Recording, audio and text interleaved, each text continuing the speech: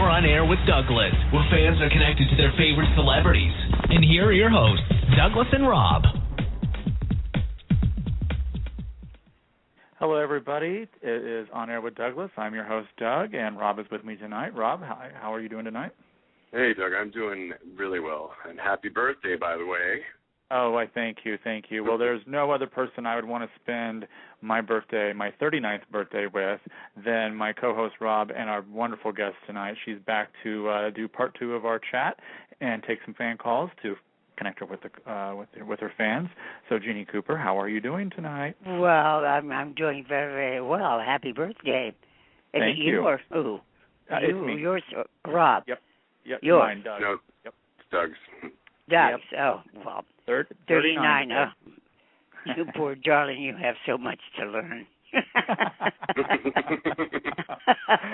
Right now, you are so dumb, it's unreal. I know.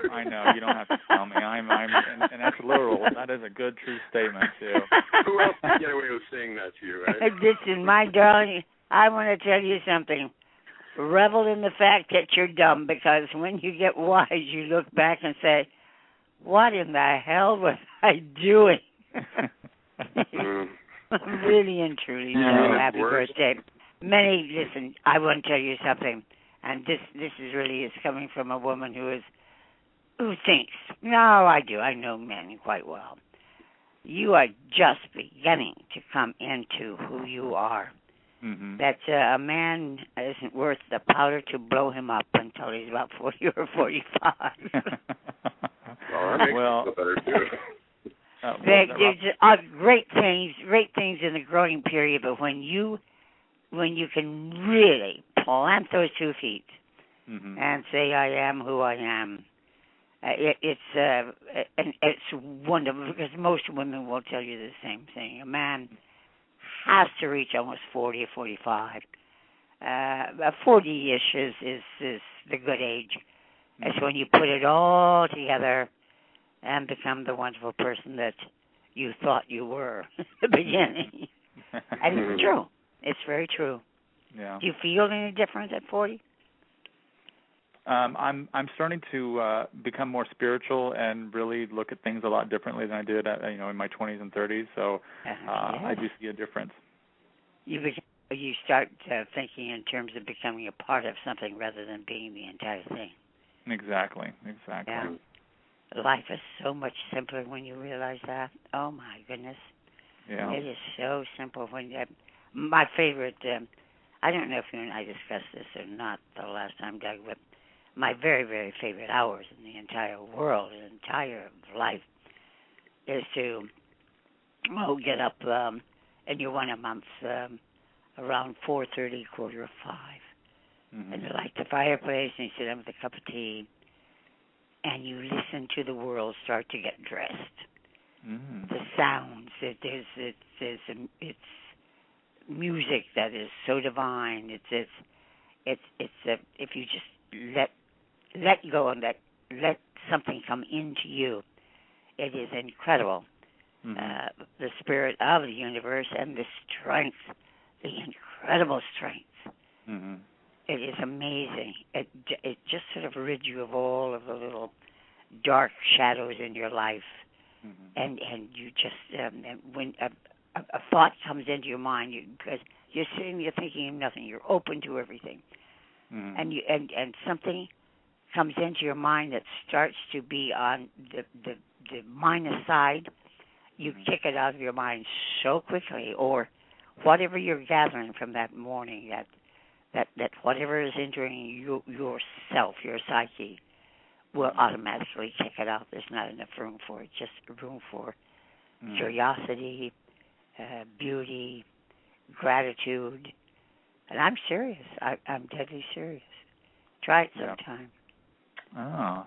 Well, we have a first caller who used to work with you, and I'm sure she would love to say hello to you.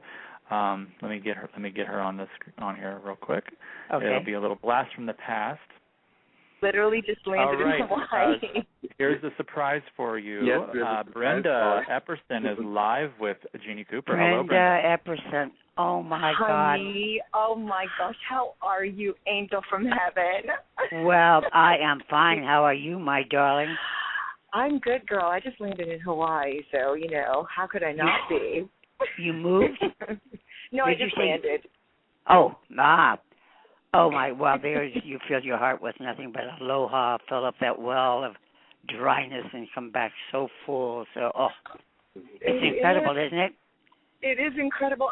You're incredible. How are you? It's so good to hear your voice. Well, listen, you're one of my favorite people, so I've had nothing to worry about with you and being successful with your own self. And thank you. I met you with you. Where were you after the show? Were you with your sisters or your mother? I was with my sister. Great memory. Yes. Wow. Yes. How many years ago was that? Well, we don't need to go back and actually count, but it was a long time. Well, why not? You're still gorgeous and beautiful and what have you, for heaven's sake. Bless you. Oh, my goodness. Are you married? I am. I'm married. I have 3 girls. And my oldest is on her way to college soon, so that's pretty crazy, I'll tell you. Okay, now you want to feel good? My grandsons have graduated college. My grandsons. Oh, jeez. Oh, my God. Well, let me tell you something. You are beautiful, and you look better than ever. Let me tell you something, and you keep that show going. You are stunning, and you are a rock and an anchor for that show, and I love you so much, and I miss you. Yes, well, I love you, and I hope you've always known that. So, I do, and I did, and I remember your words. I will never forget when I left the show. I remember your words. They were unbelievable, and I held them deep in my heart, and I will never forget them, so thank you. Fantastic. Hold them tightly. Hold them tightly. I will, sweetheart. I love you, and I just wanted to say hello before my show goes out. You made my day. Oh, please. You made mine. Rob and Doug, thank you so much for letting me know. Thank you. Thank you, Brenda. Okay, guys. Gosh. Okay, sweetie. Love you. Okay. What a beautiful, beautiful soul she is. Bye. Bye, darling. She sure is. She's a friend of the show, and Rob and I are really working hard to try to get her back as Ashley since Eileen is over in Salem. Oh, please. Isn't that something? Isn't that something? And we're making headway. Yeah, we are. And good. She's become a good friend. She's a great person. She's just such a beautiful person. Really? Good for you. She's good people. Yeah. Oh, my gosh. Wow. We had Jerry Douglas on. Jerry was on about, we had a 1-year anniversary a couple weeks ago, and we had about 10 people from Young and Restless call in and surprise me for the show, and Jerry was one of them, and he mentioned that he would love nothing more than to work with Brenda again since Eileen is unavailable. Yeah, it's amazing. I mean, she's off the show, and then you see her on days, and she is just... she's exquisite. Awesome. She is awesome. She's dynamite. She's color. She's present. She makes the bouquet spring. It just is divine. Mm-hmm. Yeah, absolutely. That's why I say it's a win-win. If she, with her on days and we get Brenda back as Ashley, everybody wins. Oh yeah. Oh, totally. Now, and Ashley, Brenda has. Brenda's an old soul. She's an old soul. That's where her spirit is so absolutely present wherever she's at. There's sometimes it's sort of like questioning, but somehow knowing. I love her. I can't say enough about her. Yeah. I hope she comes back too. Yes, that would be divine. And because Jack Abbott's, he's in a little bit of trouble with this drug problem that he's got, so he needs to oxycodone, yes. Yeah, and his sister's a lab technician. She can think of something to give him to knock him out of it. Exactly. Right? Absolutely. Everybody keeps forgetting Ashley was a scientist, and Ashley's the scientist of that company. I know. It's amazing. Now Ashley would never not be there to save Jabot in this current situation. Oh boy. It's absolutely. That character. Yeah. So, and Brenda was always in the lab. I don't think I'm the only one. I'm the only one who knows that she isn't John Abbott's daughter. Mm-hmm. Oh, that's right. Yep. She's not John Abbott's daughter. Yeah. I lent my friend, her mother, my tennis pro that I was seeing at the time. Does Ashley even know? In a moment of despair. Yeah. Ashley's father was a tennis pro. Yeah. Right. He taught at the country club. And, and I grew tired of him, as I did most of my stable boys, as they say. And Dina was Dina was in a dark space, so I said, "Go see Dina and teach her how to play tennis." That was a little before my time. Yeah, see, there. Well, hey, listen, the show's 40 years old. You guys are so young. Remember that? Yeah. I've been watching on and off for 33 years, so you know. Oh my God. Yeah. Oh my God. Yeah, I'm about the same time. Yeah. Well, you were in your mother's stomach when you were watching, for heaven's sake. Yes, I was, and I looked through the navel, and I watched you get your face flipped. My Italian grandmother. He went, "You mother." I'm not coming out. I'm not going out to that cruel world. Exactly. Oh God, that's amazing, isn't it? Do you realize that I was the first one to do a reality show on TV? With President of CBS, Nancy, pointed that out because she was Secretary Maya Foote. She was legal for CBS, and she did all the legal work when I had that done to make sure that nobody could sue us, or we couldn't sue them, what have you. Yeah. And she reminded me some event we were doing several years ago, and we were talking about firsts and things like that, and it was a first, and she said, and don't forget, she did the first reality show, and then she told me, she said, you know, I did all the legal work when you had that done. It was wild. The people that watch that to this very day, to this very day, people mention that. It's incredible. Yeah. So, anyway, there it is. When you were on last month, you told me to see, if I find Murphy, to send him home. Well, I still haven't found him. Have you? Me neither. To what? Have you found Murphy? Have I found who? Murphy. You don't even know. Oh, him. Oh, he fell through the ice hole. I know he did. He just right at the lodge, right? He was with that moose hat on or something. That's right. I just realized it was his head sticking out over the fireplace and not a moose. My God, this is Murphy. I was just wondering where poor he darling. Poor he wasn't darling. there at Christmas, Yeah, that man, honey, has cut so many ice holes in the lake it should have caved in by now. I know. Right? What's he really doing when he's fishing? I wonder. Probably having an affair with Esther. Yeah, Rob, the ice houses that they put over these holes. They say that they will freeze to death waiting for a fish to pop up. He's probably got Esther in there, absolutely. That's why you never see her either. Esther been? Well, I mean, she shows up when he does, so I can only take for granted. Yeah. I don't know why I'm not pissed off at it, but however. There's something going on there, yeah. I love the scene when we hadn't seen Esther in a while, and you're at the GCAC, and you're like telling her to get you lemon for your tea. That was great. Like, Esther found it. Get me my lemon. Poor darling Esther. That poor thing. I mean, now here's something for you. Here's a question for you guys. Now, Quinn Rediker played Rex. That's one of the husbands that Catherine really loved. Yes. And Esther gets married to this moron. Yeah. Tiny. And which one did she marry? Bruce? No, Tiny is the one that this Tiny. No, Tiny. Well, he was the father of the baby. Whoever's the father of the baby, because I know when she got pregnant and had the baby, she says, "What have I done?" And I looked at her like, "What have you done? What do you think you've done?" Poor Esther. That's why I take care of her. She'd fall in the first manhole. She went outside and she would. She'd go down and drain. Anyway, long story. And so, why I let her husband stay in the house, I will never know. But however, she was showing her husband around the house and said, "And this is where Mrs. Chancellor keeps all of her jewels behind this picture." Right. Uh-huh. And so her husband, being a not so nice person, comes down and decides to rob the safe.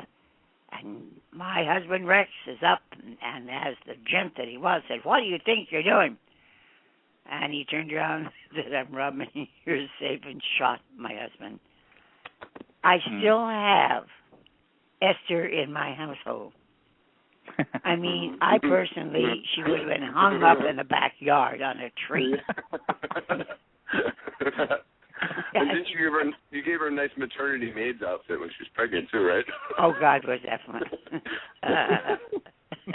I remember when we were held captive, who was at Morty, Amsterdam, that's right. Yeah. Got her a birthday present. And got her a bigger maid uniform because she was pregnant. Oh, God, that's so long ago. It's incredible.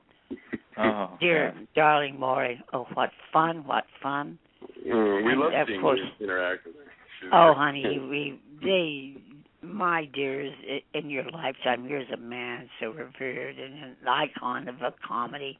Mm-hmm. But I swear to God, in the middle of a scene, he'd get up and go and answer the phone that wasn't ringing.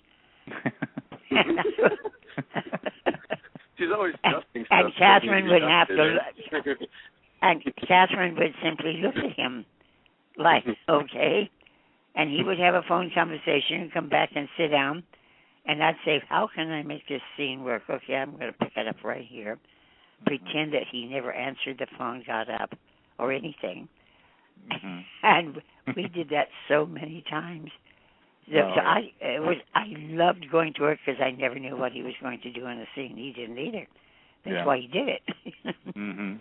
So it was. I said to him, the phone doesn't ring until the next scene. That's the next scene. Mm-hmm. He said, "Well, I'm anxious to hear the news." I said, "Oh, okay, Maury, that works." Okay. Yeah. But what I've had to work with under certain circumstances has been absolutely luscious at times, as well as as a little bit painful. But Maury never did any scene according to the script ever. Mm-hmm. He always wanted to tell a joke, and poor Ed Scott would have to say to him, "Maury, this isn't a stand-up thing. It's a script. You're a killer." He said, "I'm a benevolent killer." And he said, "No, you got to make me believe you could actually shoot Catherine." He said, "I could never shoot Jeanne." I looked at Ed and I said, "You got your answer there, buddy. So go back to the booth and just sweat it out." God love him. Yeah. Well, currently, what's airing right now on the air is Catherine has been talking to Tucker about reconnecting and trying to mend the relationship with Devon. Yes. News is broke, of course, that Stephen's no longer, there. Tell me about it. It's got to be tough for Catherine. We don't know exactly how he's going to be, written off, but I just can't imagine now that after so many years, first thinking Jill was your daughter, was Catherine's daughter, and then now you find out you really had a boy, not a girl. God, what a hospital you went to. JoJo. And then General City. It's the most mucked up city you ever saw. Exactly, and then you had JoJo, that biker chick. What was that all about? Yeah. Was that bike? Was she fun? She's a character actress that does so many movies and things. I thought it was Lisa Lampanelli. Honest to God, it was hysterical. Oh, it was hysterical with the biker parties and stuff. Oh, absolutely. Just like 47-year-old woman, throwing parties. That was good. But that last, they certainly botched all those DNA tests that year because there was the Catherine and Jill, 2 wrong DNA tests, and Jill and Kane, and then dear God. Who knows about the Phyllis Sheila if that was right? Who knows, right? Listen, I want to tell you the fact that Devon is my grandson. I'm looking for the rest of my relatives. Right, exactly. Because I don't see Brock anymore. I guess he just went off the other end and died. I have no idea. I mean, no mention is ever mentioned of poor darling Brock. I know. And, well, he came back for something kind of. He comes back for special events like funerals and things like that. You know. Yeah. And he's a marvelous actor. He really and is. Mackenzie, they I don't know, they keep recasting her, so and then they send her off. You know. I miss her so much. I really miss the Mackenzie because that was I good. Do you like the last one? Oh, I was going to say I was a fan of the original. Because that's who I yes, first absolutely. knew. No, you're absolutely Ashley right. Basham, I thought she was best for the totally. part person. Ashley, yeah, absolutely, no choice about it. Yeah. She was just dead on. Yeah, she sure was. And nobody else could capture it afterwards, as far as I No, that is the truth. She had the essence of the character, and she was just so good at it. So good at it. I bet you've been happy to work with Jess again after she was gone for most of the year. Yeah, she's going to be back next week, I guess. Yeah, we start. Oh. She has a couple of shows. I talk to her quite often. She's happy on the ranch with the horses, and I don't know why I just can't see her in cowgirl boots and. But however, she has her 2 dogs who she buys designer clothes for, and so you're going to barn now saying, let's go see the horses. It sounds like, Joan Collins on Dynasty when she tried to ride a horse or something. Yeah, right. I'll never forget when I said, now what are you going to do? She said, well, we're going to take horseback riding lessons. I said, you're going to learn to ride a horse at this stage of the game? The one thing I've told you, listen, it's nothing behind her back. She laughs at me when I tell her. She said, yes, we're going to breed wild horses. I mean, there was such a dead silence for me. I'm saying, you're going to breed wild horses? What do you think they are to begin with? Is there a talent to breeding wild horses that cowboys haven't learned yet? Oh, that's hysterical. I can't adopt any more wild horses, Jess. Oh, God. But I do miss her. Oh, I know. I miss her. I really miss her. When she was gone last year for that 6 months, and then I was so relieved to see her reappear, and she's just she really brought a whole new level to Jill. We had the different Jills before, and of course Brenda was Brenda Dixon was your original Jill, and that was the essence of Jill. Yeah, because Jill was just 20% off all the time, just because she's intelligent, neurotic as hell, but very intelligent. Didn't want to seem like a dummy, so they had to write her with a slight intelligent twist. But I tell her all the time, and of course she's accepted it. And I said, you have to know, the part of Jill is like a road runner. It's always setting up dynamite explosions to knock somebody off, and while running trips on and blows himself up all the time. Jill blows herself up all the time, and that's what you get paid for. And you do it better than anybody in the world can do it without knowing it. I said, if you want to be too intelligent, you've got to go and work on another show because they're never going to allow it here. No, she's great. I hope that she stays around. It was like when Melody Thomas Scott was gone for half the year. It was like, what are they thinking? Well, when you take Mel's was a choice. Jess just needed some time. She needs some time. That's understandable. Understandable. Not whereas me, I just go until I have a meltdown. Well, we hope you don't have another scare like we did last year. Oh boy, I hope I don't scare myself like I did last year. That's for sure. Yeah, and no more scenes with Catherine passing out. That scares me every time. That scares me. Does that frighten everybody? Is that wild? Yes. I know. Wild? Well, Tracy Bregman tweeted you. I don't know if you checked your Twitter, but she tweeted you the other night how she was so excited about the scenes that you two have shot and will be upcoming. So we're all excited to see Lauren and Catherine, because that's something we haven't really seen much one-on-one between the two of you. Well, that's the amazing thing is that Lauren, the character of Lauren, I said it during a take one time.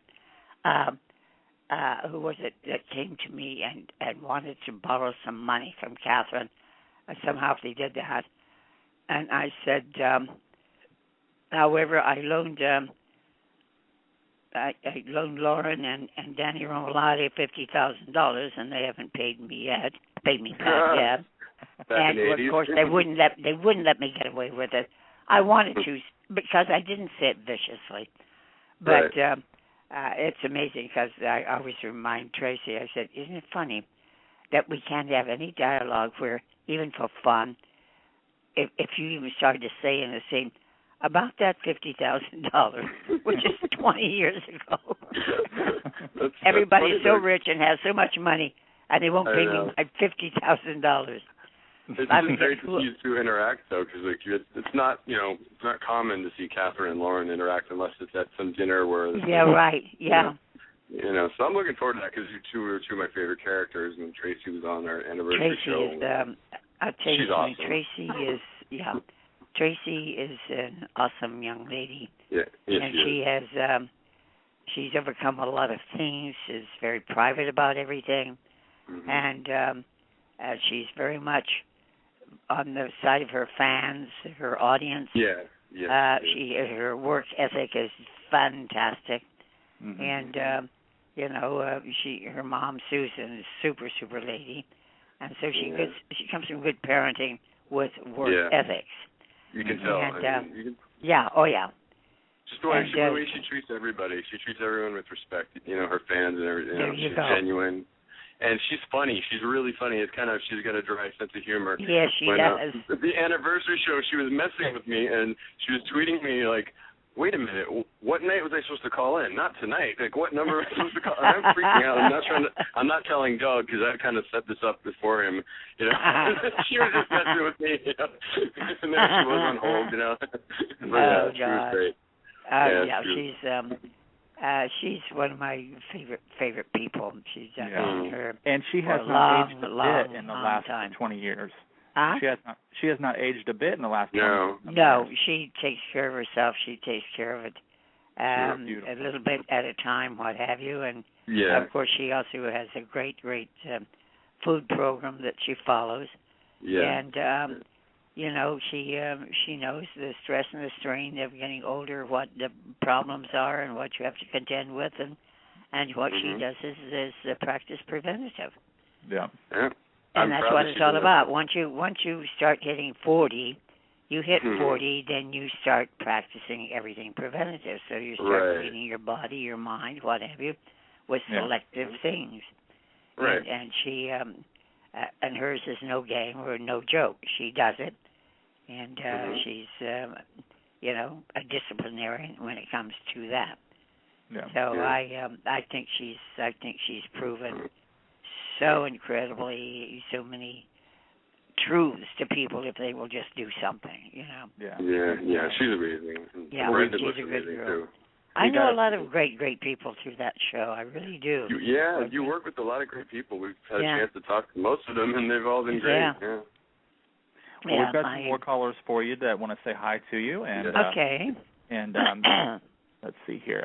Chris, go ahead. You're on with Jeannie. Hello. Hello. Are you there? Hello. Can you hear me? Yep, we can hear you.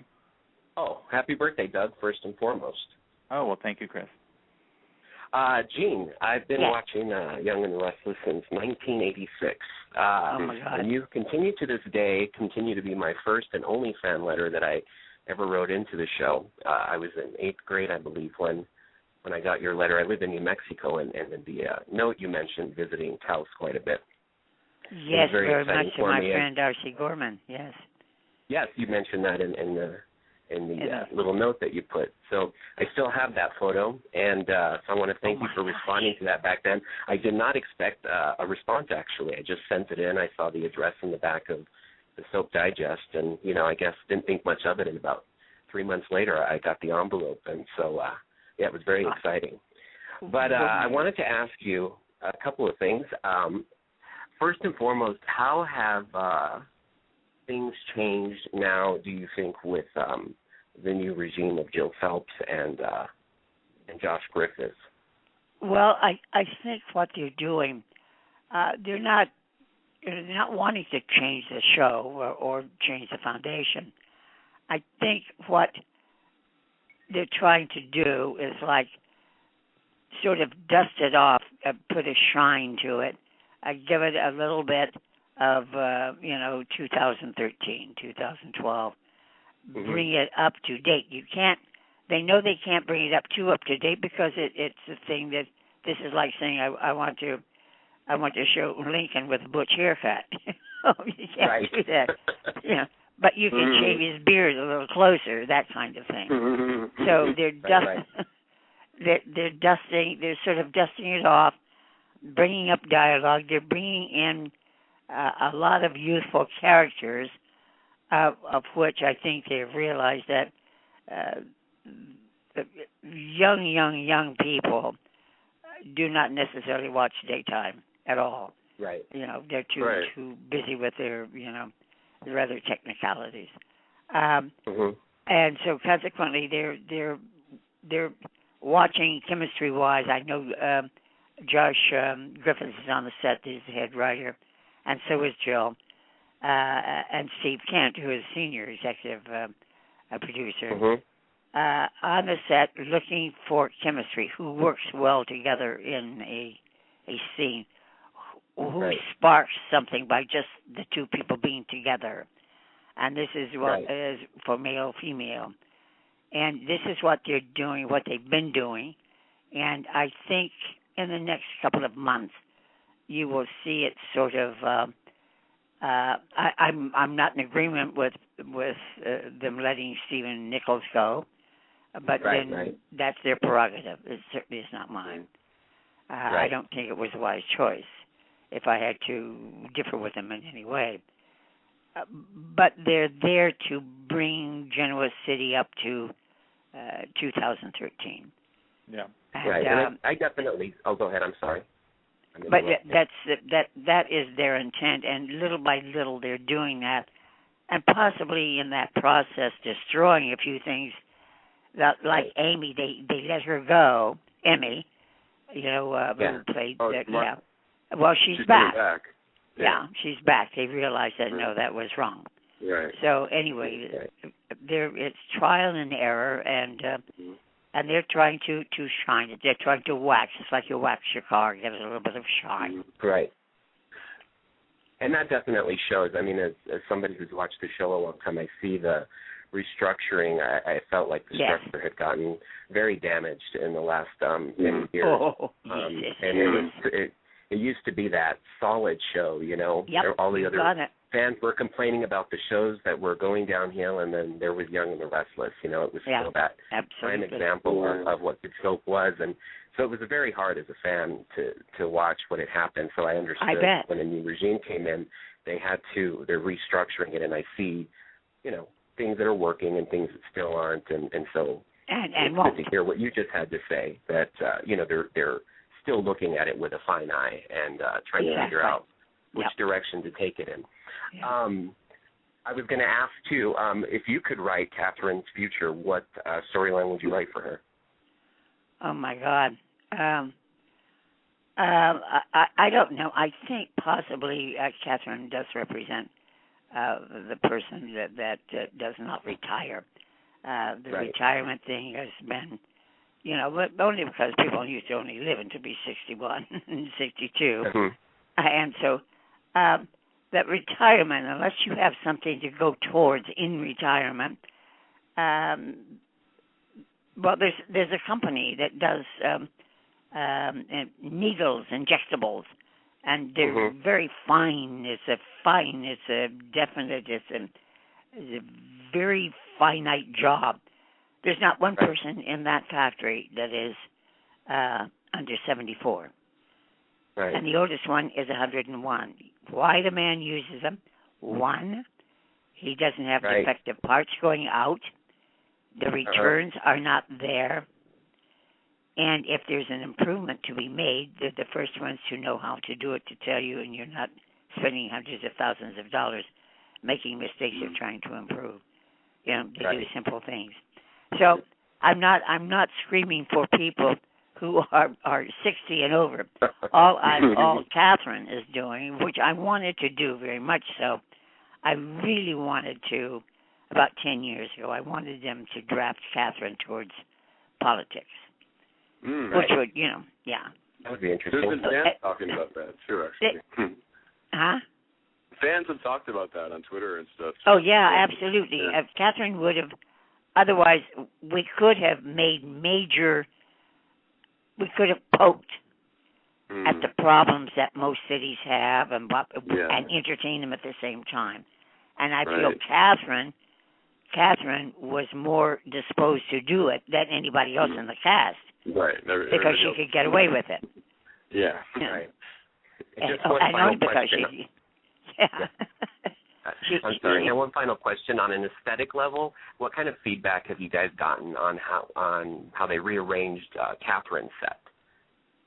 First time they showed it, I was like, "What is that?" I know. What did they do? I kept rewinding it, going, "What wall did they move?" We're going sideways. I was looking at a mirror. Going sideways. Before you're looking dead on, and now you're looking at it sideways. Yeah, I'm not sure I like it yet, but I was just wondering if you guys have heard any feedback. Well, I'm not sure they do either. But on the other hand, it didn't behoove them to burn it down because I'm not quite certain how they would build it. I don't think. They can't blame it on Sharon's bipolar disorder. All I have to do is grab those two lions off of the mantelpiece and smash them and say, I hate these things, and we'd lose 100,000 fans right there. There's certain things they can do with other sets. There's just certain things they can't do with mine, so Jill turned it sideways. Well, yeah. And it's all right. It probably will we'll put it on a revolving platform. Right. At first, it seemed like you guys had a little. They had a little issue with the staging of it, where we were seeing the backs of people's heads a lot more. Oh yeah, right. When Jess first came back, I noticed that. Oh yeah. Well, they're shooting it. Whereas before it's a dead-on, head-on. Right. Yeah. You're shooting it sideways, so you're shooting the side of people's faces and that sort of thing. It presented a problem. It really is still a problem. Jess and Tracy were in the scene, and all we saw mostly was just Tracy's hair. I think. All you could see. I remember that scene that you're talking about. There you go. She looked like Cousin It. Yeah, there you go. Looked like Cousin It during the scene because all you could see was the hair and the voice coming out. I'm glad I'm not the only one who noticed. Yeah. Well, Jeanne, it has been just absolutely talking to you. Well, thank you for the compliment. Thank you for your loyalty. You're welcome, and I wish you all the best. Stay well. Have a great 2013. Thank you, Chris. Thank you. You too. Keep in touch. Thank you very much. Bye-bye. Right, take care, guys. Bye-bye. Bye-bye. All right. Up next is Kelly. Kelly, you're on with Jeanne. Go ahead. Oh, thank you so much. And happy birthday, Douglas. I put it on your Facebook page. And hi, Jeannie. You hi. You have the same name that my mom had. And it's really nice to meet you and to talk to you. Thank you. You're welcome. Thank you for being here. I have loved soap operas all my life. And, and yes, it really was so hurtful when they all started being canceled.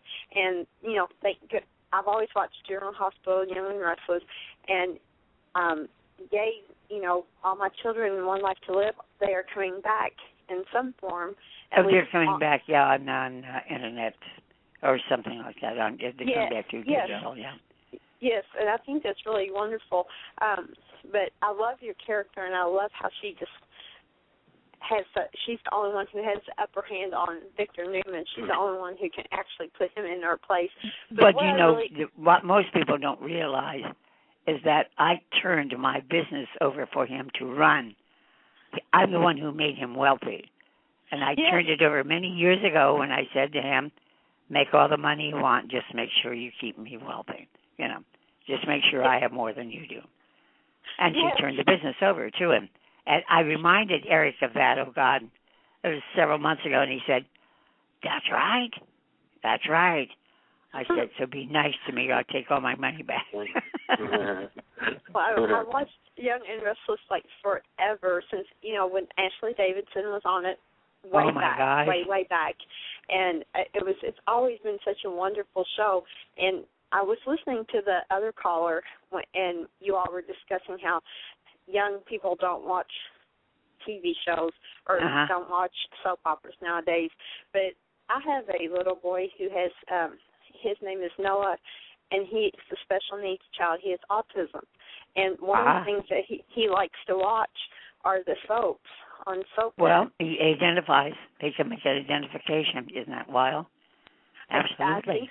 I think so. I think it's a structure, and it's not so all over the place like some of these of course. things that are on YouTube and on the Cartoon Networks. And there's not explosions and 22 planes crashing and bombs going off and all the things that hit the psyche in a different way. Absolutely. Yes, it actually sees family interactions, and so I think there are some young people who are watching it, and I think it's there are. I didn't mean to say there are no darling. It doesn't have the audience it used to, but however, it is coming back. Right, I agree with you there. It doesn't have the audience that it used to, but it is because of all the other technical stuff that's going on. There aren't any housewives anymore. There really aren't any housewives anymore these days like there were in the 50s and 60s and whatnot. Yeah, but also we have the college students and what have you would build classes around the show. And then OJ came along and the reality show. People have DVRs. You can watch them online. I watch them online. I don't ever watch them on TV. There you go. I scheduled my work around Luke and Laura's wedding. I wouldn't go to work until that wedding was over. But I know a lot of people. I know that's a totally different soap opera. But I did have one question that I would like to ask Jeannie. It seems like a lot of soap actors and actresses, go and they visit other soap operas, whether they're on the same channel or not. Does that have any interest? Does it interest you in any way? You mean go and be a guest star on another show? Yes, because I find it really interesting. Well, I think the only one that would be possible would be possibly if I went to Stephanie and B&B, that crossover is legitimate. When I get that, that's a possibility. General Hospital, unless she's admitted to the hospital and they have an actual hospital left instead of the mafia. Unless CBS ABC make a deal, I just always thought it would be so interesting. Also, like if I know that Steve Burton is on at Young and Restless and everything, and I think that's great. But I always I love to have seen the scene like of Maurice Bernard and I know it's not Victor Newman, Eric Braeden were in the scene together. I guess it's always just kind of like a little There's fantasy. not enough room for those two to be in the same scene together. I guess not. I guess it's just the entertaining thought. Of course. Well, the thing of it is there's so few soaps left that if they interchange, they would have to be written for a purpose, have a meaning to it, and an accomplishment to it. But I agree, there's so few left. That they'd have to be on the network, too, right? Wouldn't they? It should be allowed, pretty much. Yeah. So it would be fun. I would love to do crossover with B&B. I'd love to do crossover with General Hospital. Tony Gary's one of my dearest favorite people, and I love him to pieces. He's an incredibly talented man. Incredibly intelligent man. Tony Gary would be in the same scene. That would be like another 30 million viewers. Well, maybe, he and I have always talked about. We've always talked about we'd love to do a play together, and we keep saying it. And one day we either will or we won't. We just keep talking about it. I hope you do. I hope you do. He's a beautiful human being. Yes, now, Kelly, I have a little bit of trivia for you. Okay. The character of Catherine and Michael Baldwin made a guest appearance.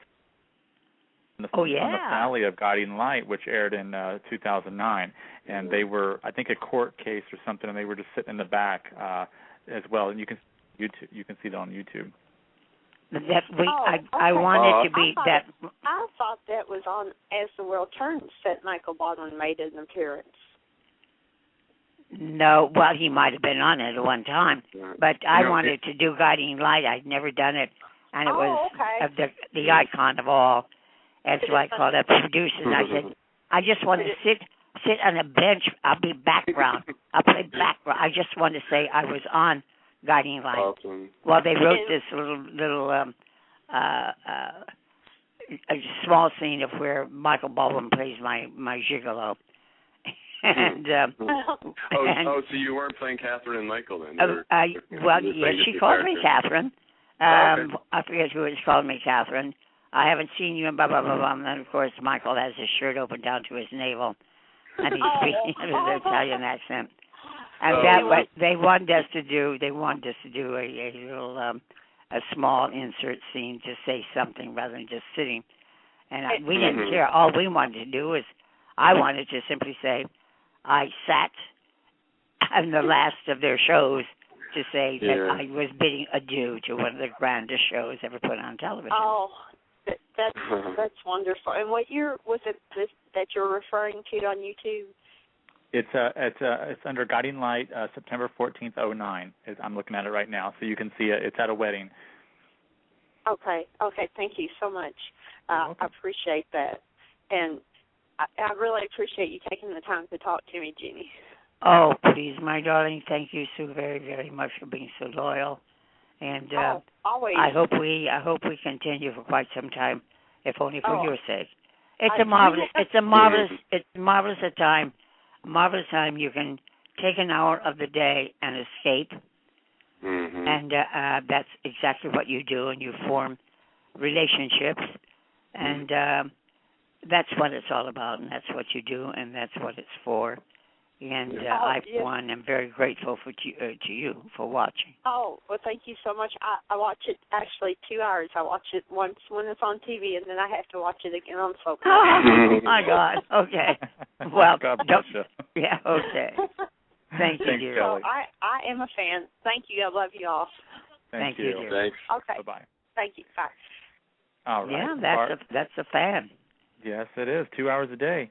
Barbara from New Jersey, go ahead. Oh, hi, Jeannie. Hi. I've been watching Young and the Restless since the very beginning, since I was in junior high school. My God. And the days when Jill would come to your house and do your hair and your nails. Oh, my God. And I haven't missed one episode. Even working full-time, I always taped it. You are family. And I bought 10 of your books and gave them to all my friends. I loved your book. It's too bad I didn't live near you. I would have had you autographed, but your book was wonderful. Thank you so much.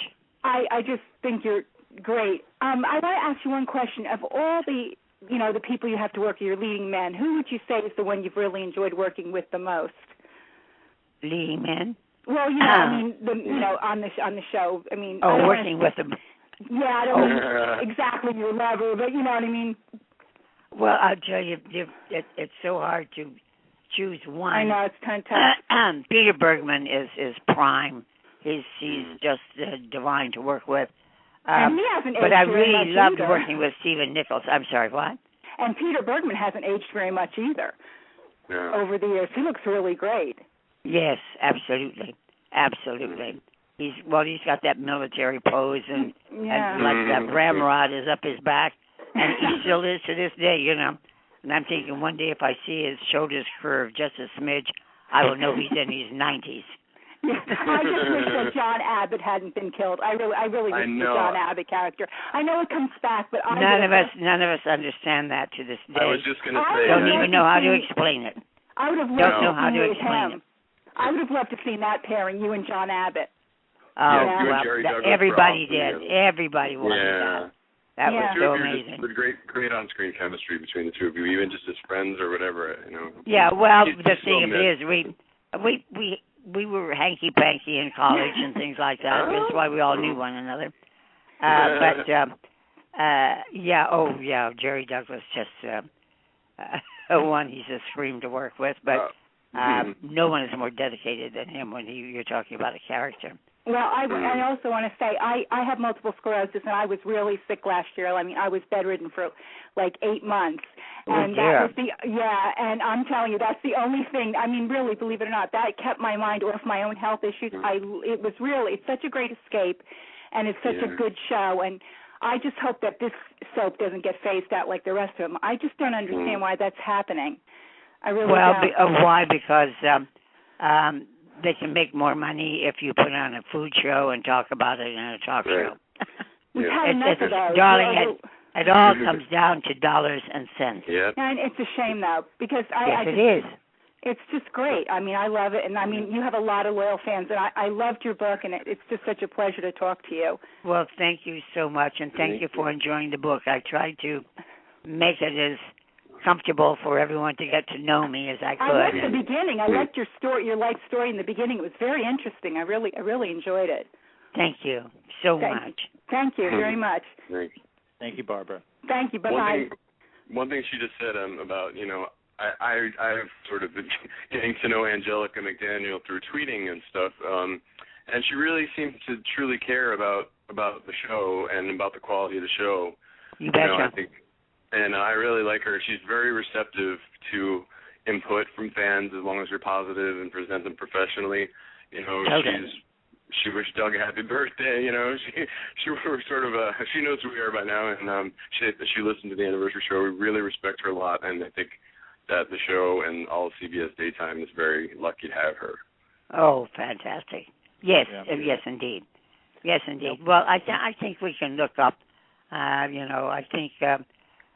think the show, when it reaches its final foundation, I think you're really going to see it as something that you want to watch and get involved with.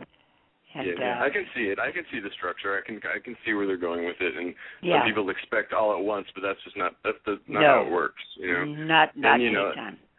They need to realize, the one thing they need to realize, which I think, as you said, they are, is, don't put the over 40 actors out to pasture, because that's a lot of their demographic is people in their 40s, Oh, absolutely. There are people who have been, there are thousands of people who have gotten older with that show. Exactly. They started out when they were 20, and now 40 years later, they're 60. Yeah. You cannot throw them out to the pasture. Look at Tracy and Brenda. I mean, they're as gorgeous now as they were 20 years ago. Well, of course. Take a look at these girls. Absolutely. Yeah.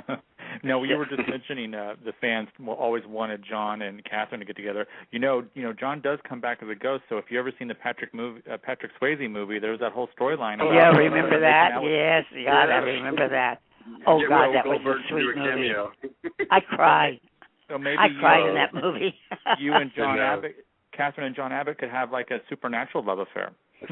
You know what? That's a hell of an idea. Good. Suggest that to Josh Griffith.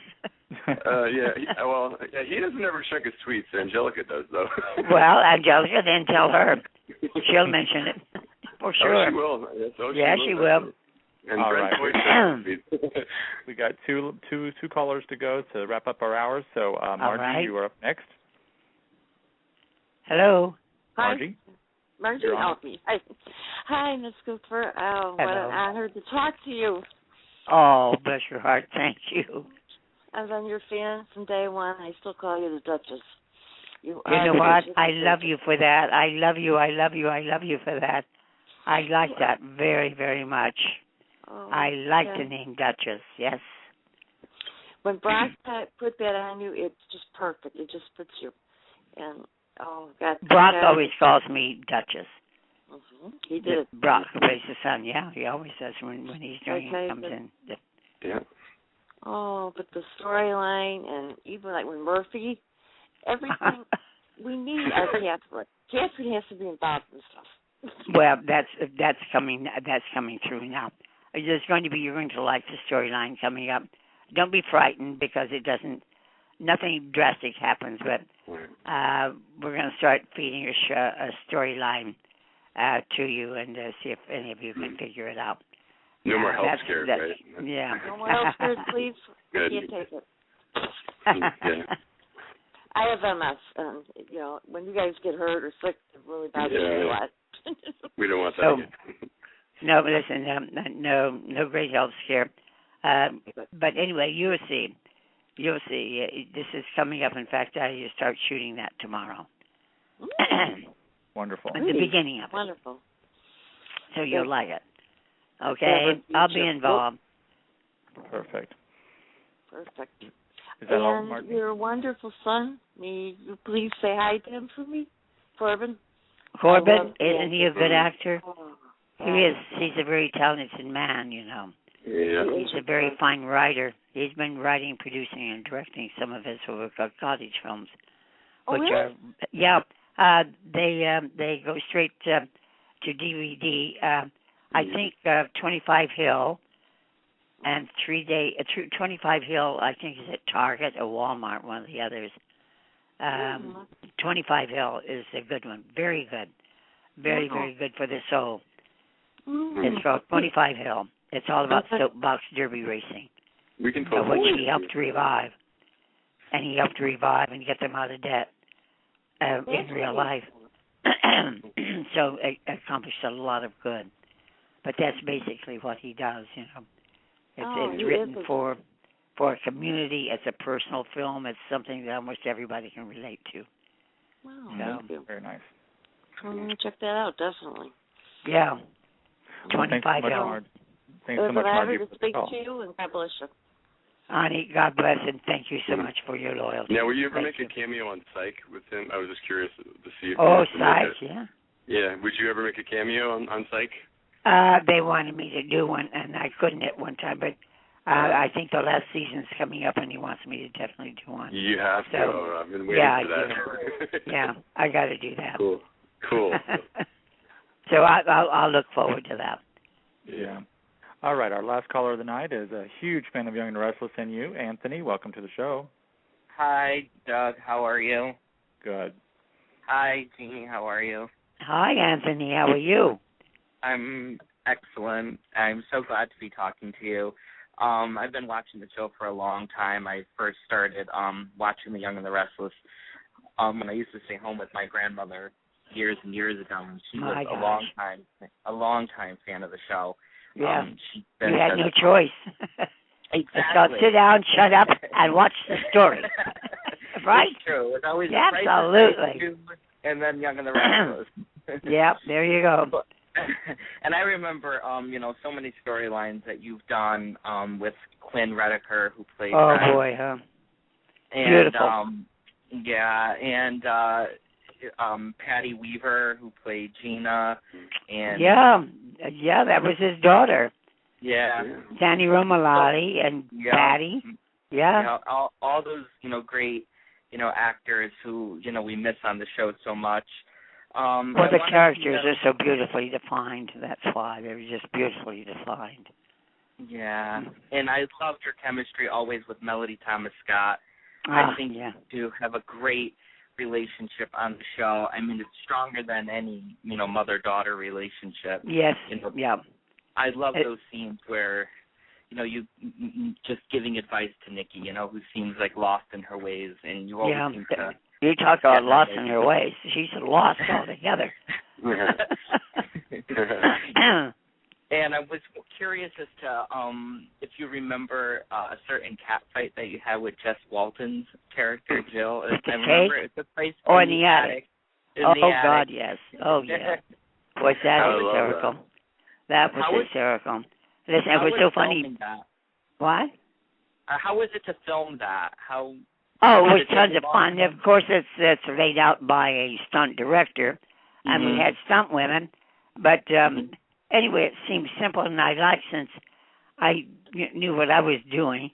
And then when Jess saw her stunt woman, she said, "I'll do the stunt," and that's how we wound up both doing our own stunt in that. And it was fun. It was fun. We've laughed about that many, many times. It was wild. Unforgettable. Yeah, go ahead. No, go ahead. I'm sorry. No, I was just going to congratulate you on, your daytime Emmy win as well. I was, so excited that year when you won. Me everybody too. was just you gave a great acceptance speech. Everybody was just cheering for you. I mean, it was overdue for the longest time.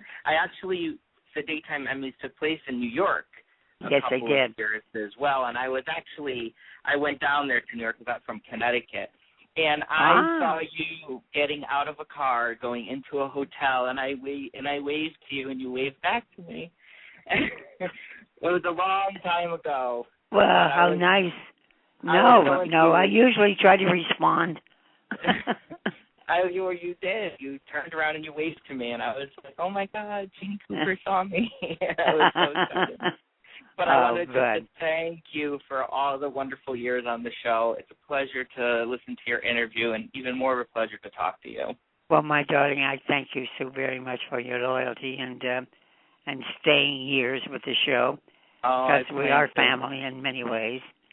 Absolutely. But you can look forward to Catherine's the story, as I was saying to Doug and Rob, that tomorrow I start filming. I start filming the beginning of a storyline with Catherine that I think everyone's going to enjoy. I'm looking forward to it. It's long overdue. Great storyline, is needed. Oh, absolutely. Yes, I get tired of advising people all the time. I'm telling them that Murphy's digging another hole in the ice in the lake somewhere. Maybe Murphy's missing. That could be the storyline. Someone kidnapped. Wouldn't that be funny? Yeah, hey, there's a thought. Call Angelica about that. Well, I'll tweet Angelica. Where's Murphy? Yeah, call her with some ideas. And she'll take them over to Josh and to Jill and to Steve Kent. But what about Neil Winter's tiny kitchen, Well, maybe Clint came back and has kidnapped and is going to get an imposter for Murphy, just like the whole Marge thing. Oh, God, remember that. And Gina, where has she been? Baking lasagna this whole time? Gina? Maybe she and Murphy. Yeah. I was rather hoping she was keeping Murphy company doing something. That's what I was thinking, yeah. Well, anyone you haven't seen lately, he's giving them fly lessons in Alaska. Some stream. They're partying in Igloo. Yeah, right. Well, Rob has a special message from a fan that he wants to share with you before we Yes. I had a special request. Her father, it will be 90 on February 4th, and her parents have been watching The Young and the Restless for over 30 years. Wow. He's the father of 11 kids, and the only downtime he had during the day was his lunch break, and The Young and the Restless was like his only one way to wind down, and you were his favorite character since the beginning. And when she was a little kid, she would ask about the show. One of her first words was Catherine. Oh, my God. And he's turning 90 on February 4th, and she was unable to call tonight. She was away, and his name is Willis Granger. And I was wondering. Well, Willis, the reason you lived to be 90 years old, you were watching my show. It gave you hope. Oh, that's fantastic. And that is just fantastic. Ever so grateful. Thank you, Willis. And Adam, she was asking about if there was any way that if she wanted to get him an autographed picture, where would she write to? Or Let's see. How would I? Okay, send it to the studio. Okay. But on the outside of it, write in big letters, Rush-Willis. And they'll bring it straight away to me rather than waiting a month to go through all the mail and bring it to me. Great. Thank you so much. I sure appreciate that so much. Oh, that's so sweet of you. That's amazing. Thank you so much. Will do. This has been a pleasure. Thank you so much for having the second part of our interview with you. What fun. You're just a delight, and I could talk to you every day. You're a busy lady. But, later in the year, I would love to have you back again, maybe after the storyline that you're filming is up and going. And there we go. You got it. That would be wonderful. So and thank you so much. You just have the most wonderful, gracious birthday. And make every single day count. Make every day count. Yeah. Real quick, my mom, she just popped up on Facebook and said that the other night she was flipping through the stations and she saw an old TV Western from the 50s, and she said, you look so beautiful, and she was wondering how many of those shows did you do? Did you do a lot of those back then? Oh, well, all of us did, because Westerns were very popular, don't forget, in the 50s. Right. And my dad still loves them. There's people today who are just all the Westerns that they're showing, the libraries that some of the studios are bringing back and showing, now here's what young kids are watching. They're watching all of those because they were simple. They weren't complicated. They were yes, no's. They were black hat, white hat, even the detective stories and things like that. Simplicity, which would be like them going back to saying, I wonder what it's like to mow a lawn, which no kid today will ever know. Right. Kind it's dangerous. Yeah, right. And the innocence of the age is what they've missed in their own childhood of today, because we have robbed them of that. We've turned on and off keys and push buttons, and by the time they're 3 years old, they have 105 play dates. They have play dates before they even come out of the womb. Right. And we've robbed them of childhood, and somehow that innocence, when they go bananas over that kind of thing, is the innocence of it all, of which they were never allowed to have. Yeah. So that's what we did, folks. Don't let that happen. That's all I can say. Don't let it happen. Get back to a simplistic life. Go along with science. But science, if you're not careful, can eat you up, spit you out, and you'll have never known you ever lived, ever. Yeah. True. So you forget the spirituality side of things. Yes, indeed, my friend. You hit it right on the button. Find your own inner strength, your own music inside of you. If nothing else, in the dead of morning and before when the world just starts to undress, just listen. I don't care if it's the sound of a horn, whatever it is, because this is what your psyche needs, and this helps your spirit spring forth more and grow, and you learn to nurture. You learn to become selective, and at your age, what a young, lovely, marvelous age to become selective. When you can say, I may not know what I want, but I sure as hell know what I do not want. Start sifting now. Yeah, that is true. And great advice. you reach your later years, and it's just sailing. It is sailing, and it's you soar like an eagle. But if you've got a lot of garbage that you're carrying on your back, you're just going to trudge until you fly, and you fall down. And who knows the toll that it takes on you. So be selfish with yourself. You'll learn that there's a great deal in life that is so beautiful, really beautiful. And that's all I have to say to you. Your birthdays. Next month, so Yes, let me know how you're doing a month from now. Oh dear. Well, real what quick, fun spending this time with you. Called in just now, right before I was getting ready to disconnect. Do you mind taking one more call? Yeah, sure. Her name's Pam Rogers. Pam, go ahead. Hi, Hello, Jeanne. Pam. How are you? I am fine. How are you? I'm well. I missed some of this interview. I forgot it was today. I just want to tell you, I have your black shawl. I bought it. I have gotten so many compliments on it. Everybody thinks it's beautiful. Really? All right.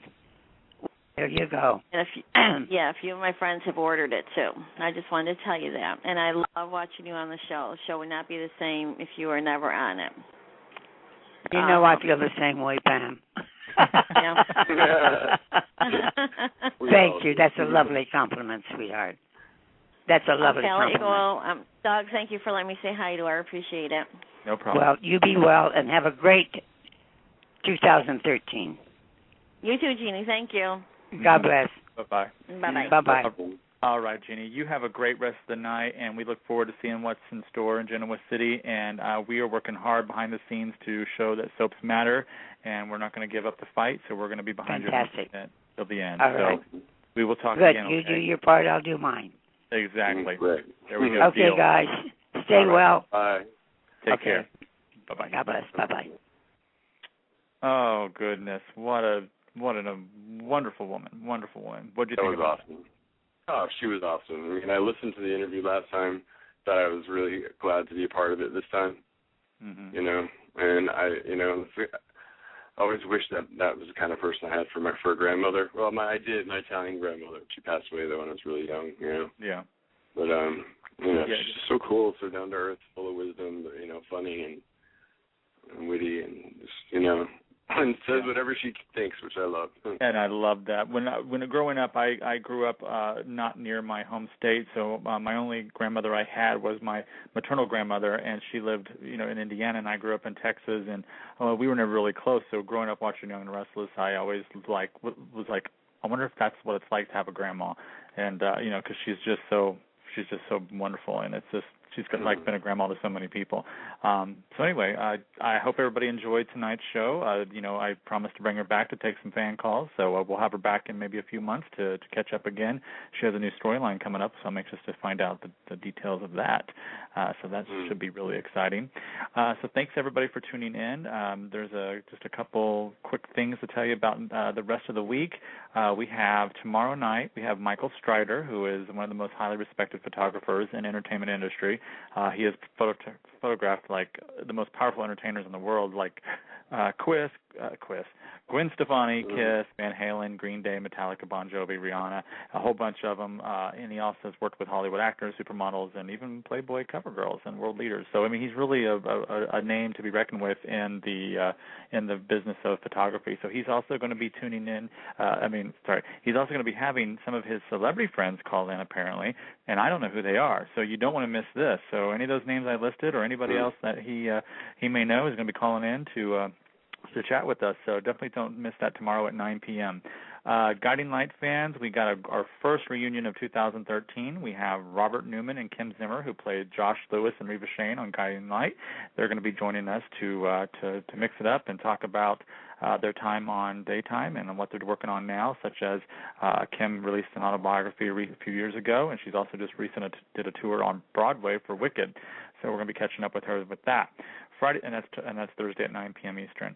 Then Friday at 9 p.m. Eastern, we have Jeannie Francis, who is returning to General Hospital as her iconic character Laura Spencer. So she'll be joining us to celebrate her career, her return to daytime after just being on Young and the Restless for the last couple of years, and also chat with fans. So don't miss that out. Be sure to call in 15 minutes before to get in queue for the show. Then Sunday we'll be back for the next installment of the Soap Show, which is our weekend review of soaps. We're going to be doing this bi-weekly now, every other Sunday. So we'll be catching up on everything that's been happening in daytime and prime time and anything else that comes up during the show. So if you're an expert in any of the soaps and want to call in and dish the dirt, definitely call us and we'll go from there. Next week, just to give you a rundown, we have Chynna Phillips. She was born into Hollywood royalty, and she began her career in the pop group Wilson Phillips. So she's going to be calling in to chat and celebrate about her career as well. So that's the January 24th at 9 p.m. Eastern. And any fan of Chelsea lately, if you're a fan like I am, we're bringing you comedian Josh Wolf. He's going to be joining our very own roundtable next Friday to discuss his upcoming book, It Takes Balls. Plus, I'm sure he'll bring some laughter with it as well. So if you're a fan of Chelsea Handler's show, Chelsea Lately, you'll know Josh is also on there, as well as he does his own show with fellow roundtabler Ross Matthews. So he'll be joining us as well. Then the rest of the month we're having our fibromyalgia and chronic pain topical show. We got the cast of Old Dogs and New Tricks. They're starting up season 2 of their web series, which also is going to have guest stars Ian Buchanan and Tom Beards. We also have singer songwriter Dave Tucker. We have daytime actress Judy Evans from Days of Our Lives. She also was on Guiding Light. We also have Crystal Chappelle coming in at the end of the month. She is no stranger to daytime and web series, and she's also an author. She has a brand new autobiography out and a brand new pilot episode to her brand new web series, The Grove. And then we also have Trisha Cass, who plays Nita Webster on Young and the Restless, and her husband, singer Bat McGrath, to talk about his career as well. So there's a lot of good stuff coming up. So definitely go check out our brand new website, www.onairwithdouglas.com. I've made it super user friendly. The interface is smooth. It's beautiful. I've worked really hard to make it so you just have to go. You see a picture, you click play, and you just sit back and enjoy the show. So. You did a great job. I love it. Thank you. So thank you everybody for spending my birthday evening with me. Rob, of course, thank you so much for all your hard work behind the scenes. My pleasure. And, I'm so thankful to have you part of the show, and we will be back tomorrow. Thanks to Brenda for calling in. And yes, thank you, Brenda, for calling in. She's a sweet angel, and I can't wait and pray that we can get her back to Genoa City. I think so. All right. Good night, everybody, and we'll be back tomorrow night at 9 p.m. Eastern with photographer Michael Strider. Good night, everybody. Good night.